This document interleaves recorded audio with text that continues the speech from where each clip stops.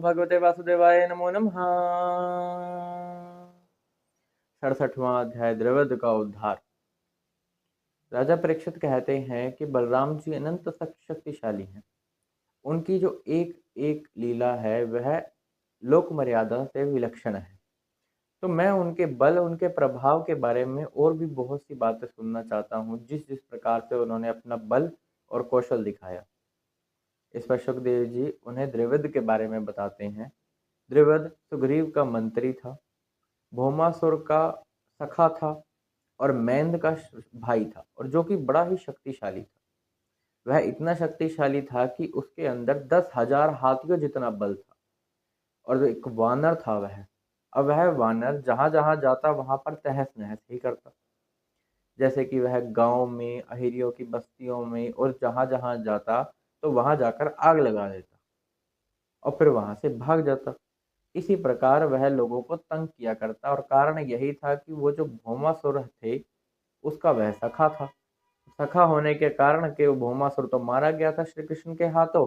इसी वजह से वह काठियावाड़ देश में ही ज्यादातर प्रहार किया करता था, ऐसे ऐसे कि लोगों को तंग करना, परेशान करना, और भी जैसे जैसे कार्य उसने किए वह सुनी। और कारण यही था कि उसका जो मित्र था, सखा था, वह मारा गया, बदला लेना था उसे।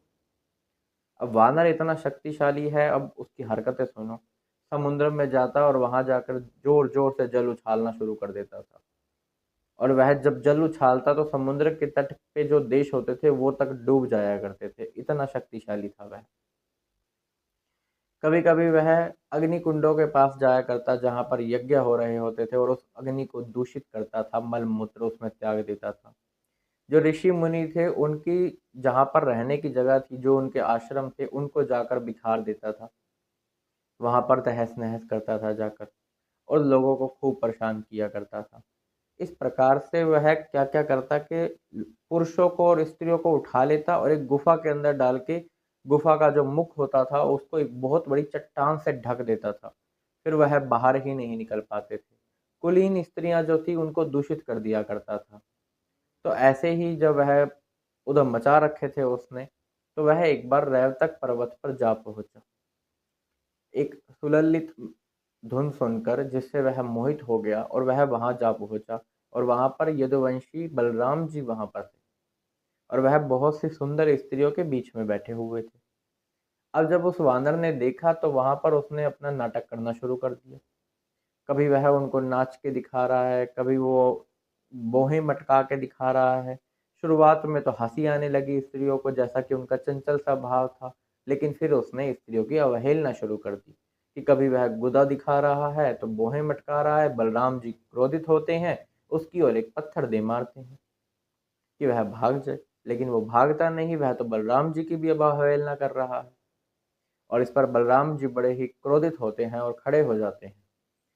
और जैसे ही वो हरकतें कर रहा है तो वह बलराम जी अब यही सोचते हैं कि अब इसके भी उद्धार का समय आ गया है। इसने भी बहुत आतंक मचा रखा है, बहुत उधम मचा रखा है। इसने बहुत परेशान कर लिया ऋषि मुनियों को और अहेरियों की बस्ती और गांवों में लोगों को। तो यह सब भगवान जानते हैं, क्योंकि बलराम जी अनंत शक्तिशाली हैं, शेष जी हैं। तो इस प्रकार से वह सब जान जाते हैं, तो अपना हल और मूसल उठाते हैं, और इतने में ही वो शाल का एक बहुत ही बड़ा वृक्ष होता है वह उखाड़ लेता है वानर। वानर ने शाल का वृक्ष बलराम जी के सर पे मारने का प्रयत्न करा। बलराम जी ने अपना वह वृक्ष पकड़ लिया सर पे लगने से पहले ही, और उसे फेंक दिया। इस प्रकार से उनका युद्ध काफी देर तक चलता रहा। उसने वन में जितने भी वृक्ष थे सारे उखाड़ उखाड़ कर बलराम जी पर अनेकों प्रहार किए। इसी बीच बलराम जी ने अपने सुनंद मूसल से प्रहार किया उस वानर के ऊपर, और उसका सर फट गया और वह खून उगलता हुआ नीचे भी गिरा। लेकिन अब भी उसे चैन नहीं पड़ा।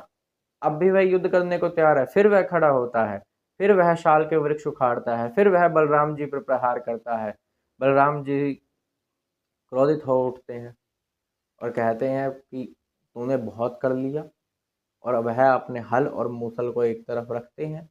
वहां से वो अपना शाल के वृक्ष खत्म हो गए, सारे वृक्ष हीन कर दिया उसने जंगल को। और अब वह अपनी भुजा बल से अपना प्रहार करने का प्रयत्न कर रहा है कि इतने में बलराम जी अपनी भुजाओं से उसकी हंसली पर प्रहार करते हैं, और फिर वह वहां से खून उगलता हुआ वहीं पर मर जाता है। इस पर देवता लोग जय जय करते हैं, सिद्ध लोग नमो नमः करते हैं, और जो बड़े बड़े ऋषि मुनि हैं वह साधु साधु के नारे लगाते हैं। उन पर फूलों की, पुष्पों की वर्षा करते हैं बलराम जी पर, कि वह वानर जो बहुत ही शक्तिशाली था वह अब मर गया है। फिर वह द्वारका में वापस आते हैं और द्वारकावासी भी उनको देखकर बहुत ही प्रसन्न होते हैं।